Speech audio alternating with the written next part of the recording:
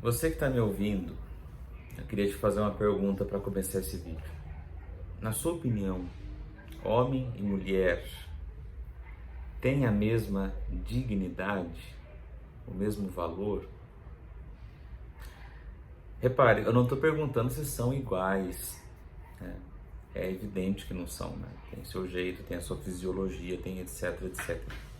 Mas ambos, homem e mulher, têm a mesma dignidade, têm o mesmo valor, ou um vale mais do que o outro?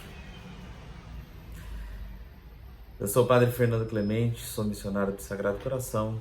Estamos começando mais um vídeo de comentário ao Evangelho do Domingo. E eu começo com essa pergunta porque eu acho que ela tem tudo a ver com esse Evangelho que nós iremos ouvir. E vão abrir as portas para algumas outras reflexões muito importantes, não só a respeito da situação do homem e da mulher, né? Mas também da nossa relação como seres humanos entre nós, né? As nossas relações sociais. Afinal de contas, isso é um dos focos do Evangelho, aprendermos a conviver, né? Pois bem, nós estamos chegando agora no 13º domingo do tempo comum, ouviremos o Evangelho segundo São Marcos, naturalmente, né? E o capítulo é o capítulo 5, versículos de 21 a 43. Nesse domingo, a liturgia apresenta o mesmo evangelho, claro, mas há a possibilidade nas nossas comunidades de nós lermos a versão mais longa do texto e a versão mais breve. Aí depende da situação de cada comunidade, né? Eu vou ler aqui a versão mais breve para a gente poder fazer o comentário, né? Então, vamos lá. Só um parêntese, né? Hoje eu estou gravando esse vídeo num outro horário, né? Diferente do que eu costumo gravar. Então, se vocês ouvirem gente gritando lá embaixo, escola de samba passando, rojão, enfim, relaxem, tá tudo sob controle, é a vida acontecendo, não vai nos atrapalhar, tá bom? Vamos lá. Naquele tempo, Jesus entrou de novo numa barca. Lembra que semana passada ele estava em cima de uma barca? Então ele chegou lá na terra dos Gerazenos, a gente até mencionou rapidamente sobre isso, né, no último vídeo, que iria acontecer aquilo, né? Só que agora o Evangelho ele dá um salto, a gente não está mais continuando exatamente do ponto que a gente parou semana passada, né? A liturgia está trazendo já o que acontece na volta. Jesus foi para o outro lado, já fez o que tinha que fazer, agora está voltando. Naquele tempo, Jesus atravessou de novo numa barca para outra margem, quer dizer, voltou para onde estava, né? Uma numerosa multidão se reuniu junto dele e Jesus ficou na praia. Aproximou-se então um dos chefes da sinagoga chamado Jairo. Quando viu Jesus, caiu aos seus pés e pediu com insistência: minha filhinha está nas últimas. Vem, põe as mãos sobre ela para que ela sare e viva. Jesus então o acompanhou.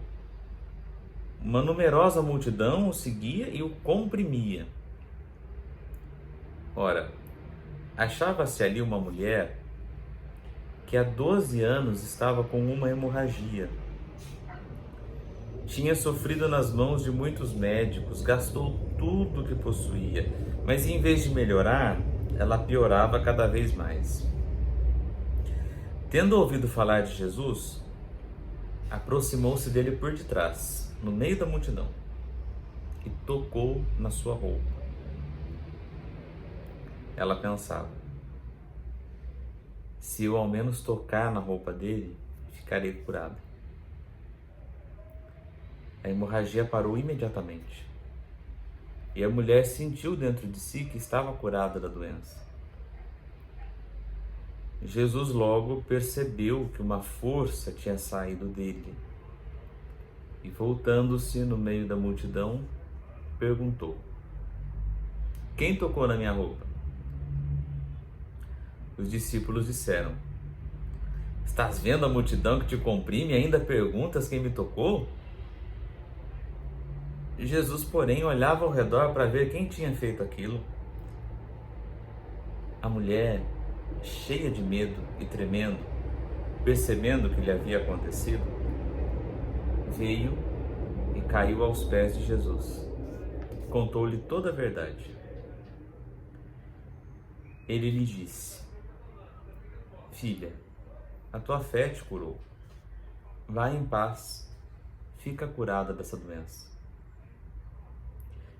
Ele estava ainda falando quando chegaram alguns da casa do chefe da sinagoga e disseram a Jairo: A tua filha morreu. Por que ainda incomodar o mestre? Jesus ouviu a notícia e disse ao chefe da sinagoga: Não tenhas medo, basta ter fé. E não deixou que ninguém o acompanhasse, a não ser Pedro, Tiago e o seu irmão João. Quando chegaram à casa do chefe da sinagoga, Jesus viu a confusão e como estavam chorando e gritando. Então ele entrou e disse: Por que essa confusão e esse choro? A criança não morreu, está dormindo. Começaram a caçoar de Jesus. Mas ele mandou que todos saíssem, menos o pai e a mãe da menina, e os 3 discípulos que o acompanhavam. Depois entraram no quarto onde estava a criança. Jesus pegou na mão da menina e disse: Talitá cum, que quer dizer: Menina, levanta-te. Ela levantou-se e imediatamente começou a andar, pois tinha 12 anos. E todos ficaram admirados. Jesus recomendou com insistência que ninguém ficasse sabendo daquilo e mandou dar de comer à menina. Palavra da salvação. Muito bem. Acredito que na última vez que a gente se encontrou, eu tenho mencionado, foi na última vez, que muitos textos do Evangelho agem em nós como dar comida, ou melhor, dar remédio para cachorro. Vou usar essa comparação, né? A gente, quando quer dar um comprimido para um cachorro, por exemplo, né? Coloca o comprimido dentro de uma bolinha de carne e dá para o cachorro come sem perceber que está tomando remédio, né? E eu falava isso porque quase sempre, ou talvez sempre mesmo, quando a gente encontra um milagre sendo contado no Evangelho, a gente não pode ficar só na parte carnuda, né? Só no que está por fora. É preciso que a gente olhe o que está dentro, né? A gente ouve essa história e não percebe que está recebendo um remédio também. Tem algo mais profundo que não está claro, está debaixo da superfície. E é isso que a gente vai tentar agora. Chegar a esse remédio, chegar a esse núcleo. Vamos olhar primeiro a superfície e depois a gente vai para um significado mais profundo. Então tem 2 camadas nesse texto. Vamos começar pela primeira, a mais superficial. Bom, a primeira é aquela mais evidente, aquela que ao ouvir já nos impressiona. Jesus voltou lá da terra dos Gerazenos, né?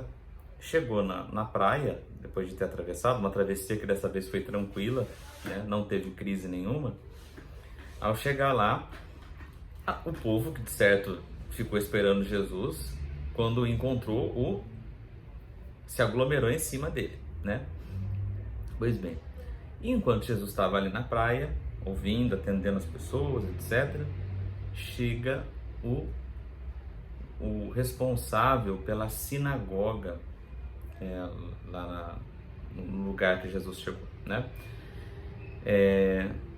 A sinagoga, para quem não sabe, é o lugar de reunião, de oração para os judeus até hoje, né? Era diferente do templo, já expliquei isso em outra ocasião também, né? Então não vamos nos delongar nesse assunto. Então o fato é que esse homem chega, diz a Jesus que a filha dele está morrendo. E Jesus decide ir para lá para curar a criança, e no meio do caminho acontece que uma mulher que não tem nome, né? Aliás, nenhuma das 2 mulheres que aparecem, né? Nem a menina e nem a mulher da hemorragia tem nome. As 2 são simplesmente tratadas de mulher e menina.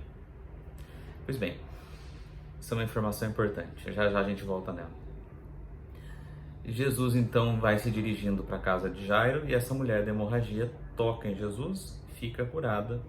Jesus diz a ela que a fé a tinha curado e chegando na casa, Jesus ressuscita a menina. Coisa bonita, né? Jesus fez 2 grandes milagres, uma tacada só. Mas tem algumas coisas aí nessa primeira camada, né, que eu acho que a gente pode observar. E a gente vai entender ainda o quão maravilhosa essa história pode ir se tornando na nossa compreensão. A primeira delas é imprescindível, né, é importantíssimo que a gente tenha claro uma questão. Qual era a situação da mulher em Israel no tempo de Jesus? Por quê? Tendo isso claro, a gente percebe assim com mais clareza as razões das reações de cada personagem nessa história. Vamos falar então como é que se dava, né, essa situação da mulher. No tempo de Jesus, a mulher encarnava a ideia de tudo o que não presta na sociedade. Por quê? Se a gente for em Levítico 15, a gente vai encontrar uma série de normas com relação às mulheres, mas mais especificamente com relação à menstruação. De maneira que o que está ali, né, e era lei naquele tempo, é que uma mulher, quando ela chegava no período menstrual, ela era considerada impura.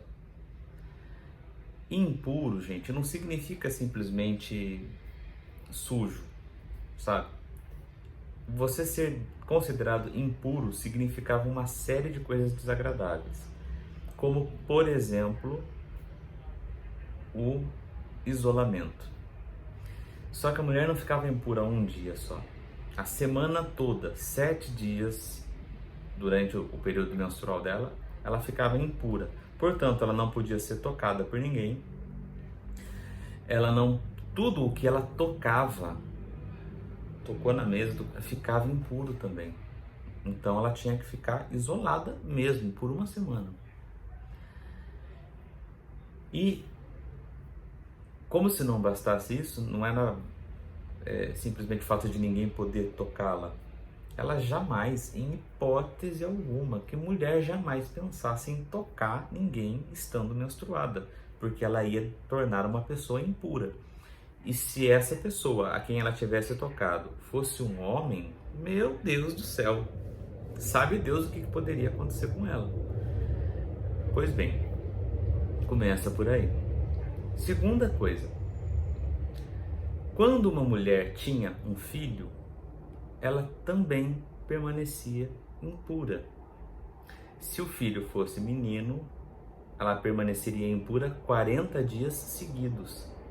Você se lembra que no dia 2 de fevereiro a gente celebra a festa da apresentação do Senhor e também a festa da purificação de Nossa Senhora? O que é a festa da purificação de Nossa Senhora? Porque a lei antiga definia que 40 dias depois do nascimento do bebê, ela podia ir ao templo para oferecer um sacrifício para que então ficasse pura. É isso que a gente celebra no dia 2, que é 40 dias depois do dia 25 de dezembro, né?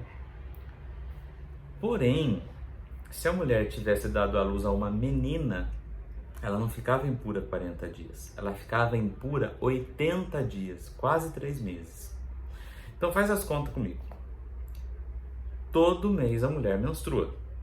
Então todo mês, das 4 semanas, uma semana ela está impura. Considerando que no tempo de Jesus, a mulher, para ser considerada boa, ela tinha que ser uma mulher fértil. De maneira então que quase sempre um nascimento emendava no outro. Não digo que todos vingassem, porque a mortalidade infantil era muito alta. Mas a mulher, se ela não estava grávida, ela estava cuidando de um bebê. Então sempre ela estava em algum outro período de impureza, de 40 dias se fosse menino, ou de 80 dias. Quer dizer, então a mulher passava praticamente o ano todo impura, tinha poucos momentos de pureza. E isso então fazia com que todo mundo, né, os homens, né, olhassem as mulheres como um ser intocável e que jamais deveria, um homem jamais deveria se deixar tocar por uma mulher. Era um bicho estranho.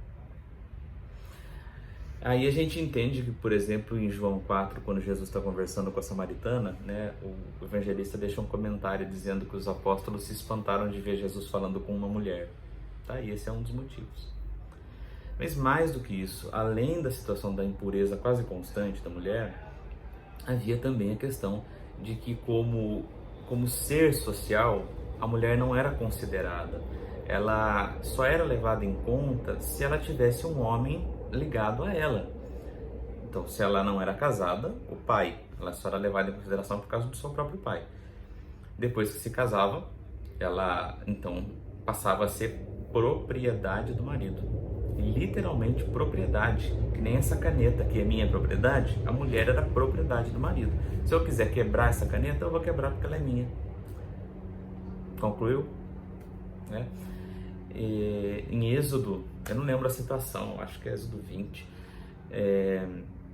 por exemplo, quando é lida a lei, né, para o povo, fala-se assim: não cobiçarás coisa alguma do teu próximo, nem o seu burro, nem o seu boi, nem sua ovelha, nem sua casa, nem seus campos, nem sua mulher. Está entre as coisas. Não era um ser humano, era um objeto. Um objeto que devia de ficar em casa o tempo todo. A mulher existia para servir o seu pai, servir seu marido ou servir seu filho, homem. Ela devia de ficar em casa. Então note que a situação feminina não era nem um pouco boa, né? Era uma situação de opressão, sim. E aí é curioso a gente observar essa mulher que está fora de casa. Uma mulher estar fora de casa, estou falando agora da mulher da hemorragia, era sinal de desonra. Como é que uma mulher está fora de casa sem seu marido, sem seu filho ou sem seu pai? É uma desonrada. Note também que, fazendo aqui uma ponte, você já reparou que a quantidade de mulher que anda com Jesus? E quase nenhuma fala-se do esposo delas. Jesus era amigo, portanto, de mulheres que eram vistas como desonradas pela população, porque não estavam servindo seu marido. Você se lembra quando Marta e Maria, né? A gente sempre fica no por fora do texto, né? Marta e Maria, Marta está lá trabalhando na cozinha, porque Jesus, o homem, chegou à visita. Então o papel da mulher é ir para onde? Para a cozinha. E quem tem que ficar fazendo sala para o homem em visita que chegou é o homem da casa, no caso era Lázaro, né? Só que a Maria ficou. Então a Marta vem falar com Jesus, né, assim, um pouco espaventada, né? Fala assim: mestre, o senhor não se incomoda que ela esteja aí? Fala para ela ir me ajudar. Como quem diz: mestre, você não está se incomodado que essa mulher esteja aí sentada ouvindo conversa de homem? Fala para ela ir para a cozinha, porque o lugar de mulher é na cozinha. O que Jesus responde? Marta, tu te preocupas com muita coisa. Ela escolheu a melhor parte, eu não vou tirar isso dela. Então, começa a perceber aí assim, então, a situação da mulher e como é que Jesus reagia frente a essa situação da mulher. Então, se para a população em geral a mulher era vista como um ser da casa, como um objeto comprado, né? Jesus as acolhe como discípulas, elas andam com Jesus. Aliás, já falando depois da ressurreição de Jesus, né, há muitos registros, né, nas cartas de São Paulo Apóstolo, nos Atos dos Apóstolos, de mulheres que se colocavam à disposição da comunidade, trabalhavam nas comunidades, né, o que era impensável. Na sinagoga a mulher nunca podia abrir a boca, ela ficava sentada separada dos homens porque era impura. No templo a mulher nem conseguia chegar muito perto do templo, tinha uma cerca que as mulheres só podiam ir até ali. Entanto, nas comunidades cristãs elas já tomam algum protagonismo. Tem um documento do século IV, do século III, da Síria, chamado Didascalia Apostolorum, né? Ensinamentos dos Apóstolos, que dá notícia de que nas igrejas da Síria daquele tempo as mulheres eram ordenadas, né, entre aspas, porque ainda não se falava desse jeito, diaconisas. As mulheres podiam ser diáconos, século III. Então, as comunidades cristãs mudaram o jeito de olhar para a mulher, e é claro que ainda há muito que mudar. E não digo simplesmente de ordenação de mulher ou não, mas de integração, de entender que homem e mulher têm a mesma dignidade, né? E mudaram isso porque o fundador da igreja tinha um outro jeito de entender, Jesus Cristo. E o jeito de Jesus Cristo entender qual que é a posição da mulher na sociedade é o jeito de Deus entender. Então, se Jesus combatia todo tipo de diminuição da mulher, de exclusão, de consideração dela como uma coisa estranha, Jesus, muito pelo contrário, sempre as valorizava, sempre as acolhia. Tendo isso tudo claro, a gente volta para o texto. E a gente vê essa mulher, portanto, que além de ser mulher, estar fora de casa, estar sem seu marido, sem seu filho ou sem seu pai, ela ainda por cima padecia de uma hemorragia. O texto é um pouco assim eufêmico, né? Meio cheio de dedo para dizer. Mas na verdade, se a gente for ver o texto grego, a gente está falando de uma menstruação contínua. 12 anos perdendo sangue por algum motivo. Bom, eu não sou ginecologista, não conheço desse mundo, mas deve ter alguma doença que pode fazer com que isso aconteça, né? Ou pelo menos eles entendiam na época que se tratasse de uma menstruação contínua e pudesse ser outra coisa, não sei. Mas o fato é que ela estava sendo considerada impura já fazia 12 anos. 12 anos que essa mulher não podia ser tocada e nem tocar por ninguém. O dinheiro que ela tinha, ela gastou com médicos e os médicos só pioraram a situação. Quando essa mulher vem chegando, 12 anos, todo mundo sabia da situação dela, sabia quem ela era, sabia o que ela passava. Agora você imagina aquela pelota de gente em volta de Jesus vendo chegar a impura, a indesejada, a nojenta. Lá vem chegando a mulher. O que esse povo de certo fez? Foi abrindo caminho. Ninguém toca nessa mulher, porque essa mulher é imunda. Lá vem a podre. Jesus está de costas, não vê ela chegando. O que ela faz? Toca no manto dele. Jesus imediatamente percebe, alguém me tocou. Penso na minha cabeça se de repente Jesus, na verdade, não sabia mesmo quem a tinha tocado e só fez essa cena para dar uma lição. Ele se virou e encontra com essa mulher, o texto diz trêmula. Por que trêmula? Ela sabia da situação dela. Ela sabia que a reação de Jesus podia ser a pior possível, porque uma mulher desonrada, sem marido, sem nada, e impura, o tocou. Isso tornaria Jesus, então, segundo a cabeça do povo, também impuro. Quando Jesus vira e diz quem me tocou, eu tenho certeza que muita gente até salivou, pensando assim, agora que ele vai dar uma surra nessa mulher. Porque tinha um povo ali que andava perto de Jesus que adorava, né, pisar nos outros. E Jesus vivia entrando em combate com essa gente. É agora que o pau vai quebrar. Jesus olha para ela e a chama de filha. E diz, tua fé te salvou. Qual será, não terá sido a reação de quem estava em volta, sobretudo das mulheres? Qual será, não terá sido a reação dos urubus que estavam ali querendo ver a situação terminar mal? E qual será que não terá sido principalmente a reação da mulher de repente perceber que ela, que era a podre, a imunda, que ninguém podia tocar, recebe toda a atenção daquele que estava sendo o centro das atenções. E a atenção que ele lhe dá não é para lhe censurar, nem para dizer que ela era podre mesmo, sai daqui sua imunda, mas a chama de filha e a reestabelece na sua dignidade. Eu fico até arrepiado com essas coisas, gente. Esse é o nosso mestre. E nós, discípulos dele, como é que será que somos? Mas vamos em frente. Jesus continua o seu caminho e chega na casa de Jairo e encontra uma confusão, o texto fala, né? Aquela choradeira, aquela gritaria. Na casa reinava a morte. Entretanto, Jesus fala, não, a menina não está morta, coisa nenhuma, ela só está dormindo. Vocês que estão velando gente viva, seus urubu. E efetivamente Jesus a pega pela mão, filha, Talitá, menina, levanta-te. Em tempo, né? Talitá não é o nome da menina, Talitá é uma palavra em aramaico que significa menina, Jesus está chamando. O evangelista registrou as palavras de Jesus na língua que ele falou.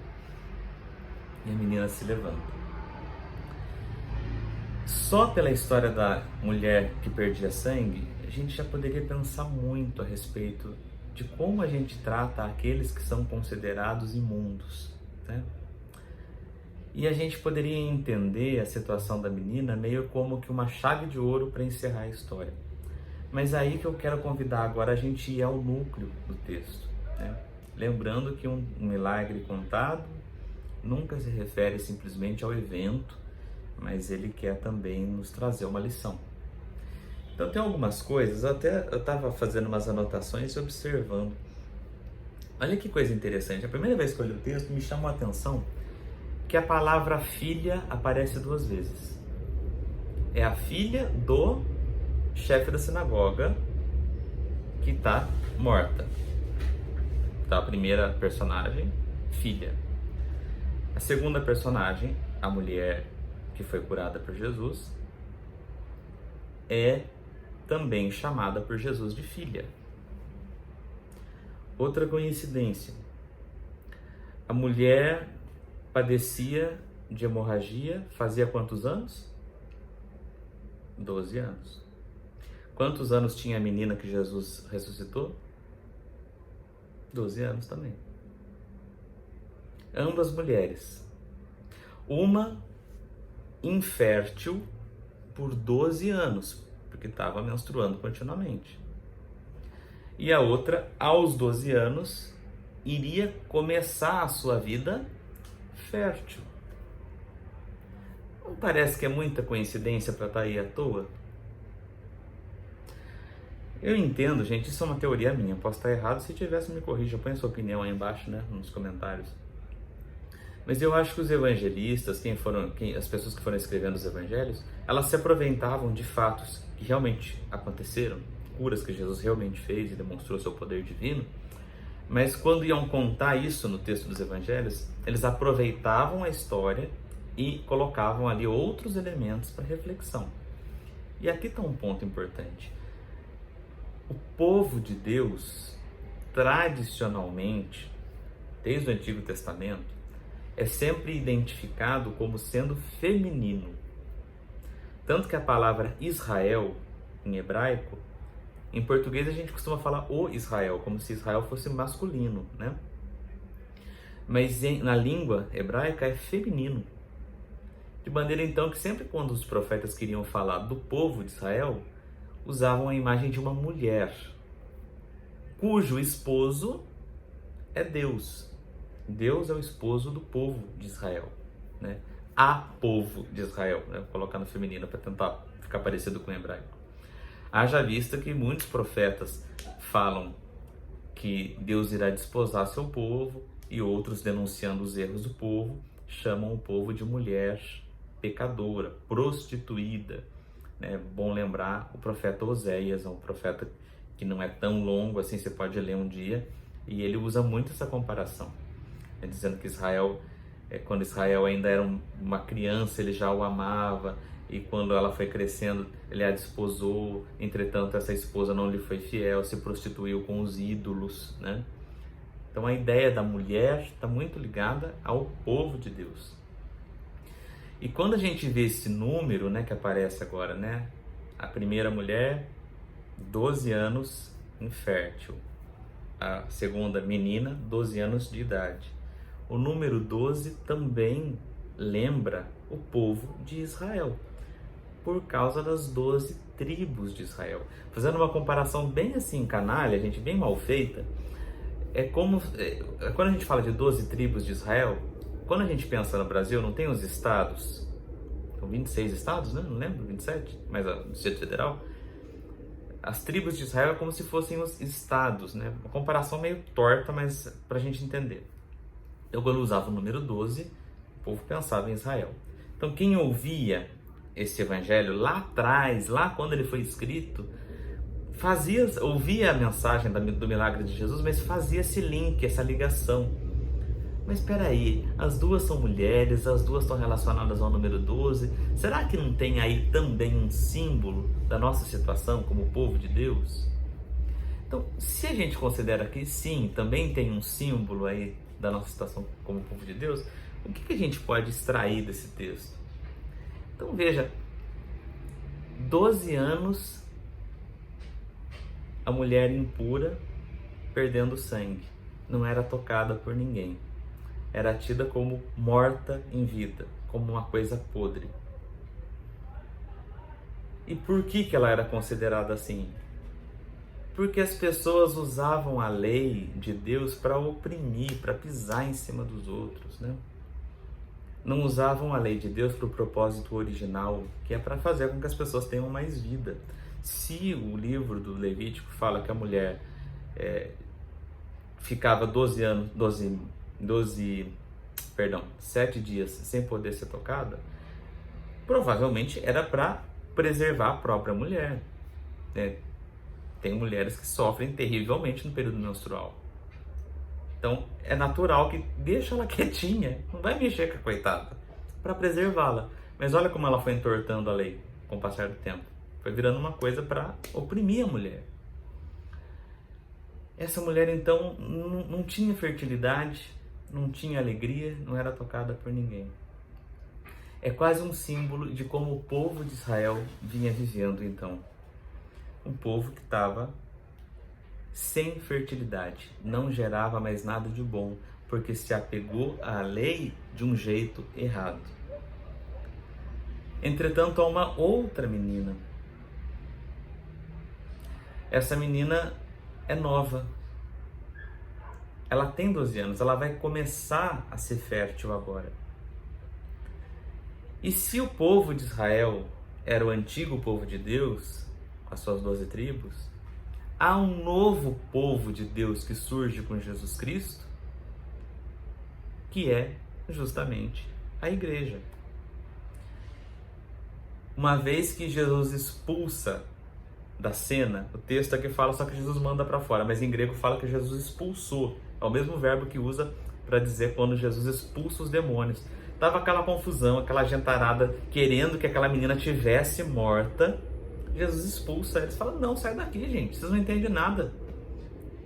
E a menina, então, com 12 anos, esse símbolo do novo povo de Deus, renasce, se torna fértil e vai se sentar à mesa, que não deixa de ser um símbolo da Eucaristia, ela é alimentada. Esse é uma segunda camada do texto, né? Jesus encontra-se com a realidade do povo, altera essa realidade do povo e faz com que nasça um novo povo, com uma nova lei, a lei do amor, a lei da igualdade. Fecho essa segunda parte e vou concluindo agora. O que a gente pode levar para a nossa semana, para a nossa vida, a partir disso tudo que a gente ouviu? Gente, a situação, sobretudo a da hemorroíça, da mulher que estava padecendo de fluxo sanguíneo contínuo, é a que mais me impacta particularmente, eu não sei você.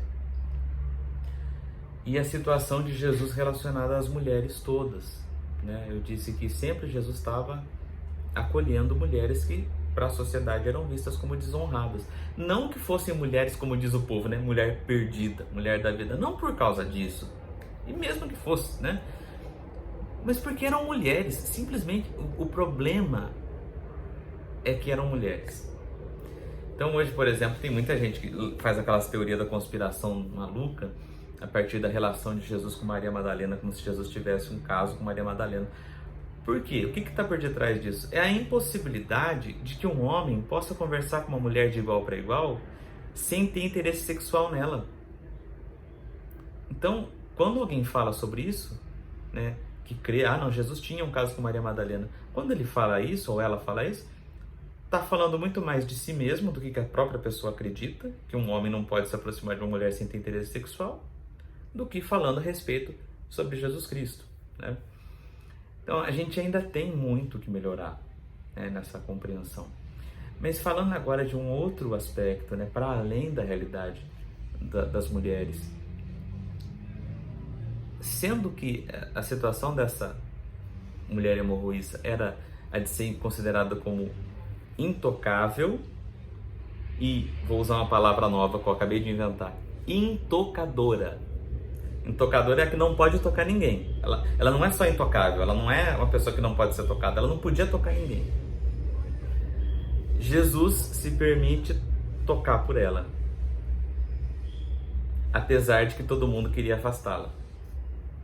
Jesus toca na menina, que era teoricamente um cadáver e portanto também estava impuro, apesar de todo mundo querer afastar Jesus de lá, dizendo: tá morta mesmo, nem vem. Quem são hoje as pessoas da nossa sociedade, 2021, Brasil, mundo, que a gente acha que são intocáveis e, pior, que são intocadoras, que elas não podem se atrever a tocar em Jesus, a se aproximar de Jesus, porque elas são podres? Quem são as pessoas que a gente acha que tem o direito de privar da Eucaristia porque elas são podres? Quem são as pessoas que a gente acha que tem que privar das nossas comunidades porque elas são impuras? Quem são as pessoas que a gente tem que privar da nossa vida porque a gente pensa: e se me virem falando com essa aí, o que vão achar de mim? Já contei de um caso que houve na nossa comunidade, e eu falo isso porque eu acho que é importante para a gente entender. Eu moro aqui, né, o Santuário das Almas, ele está numa área de prostituição, né, e de travestis.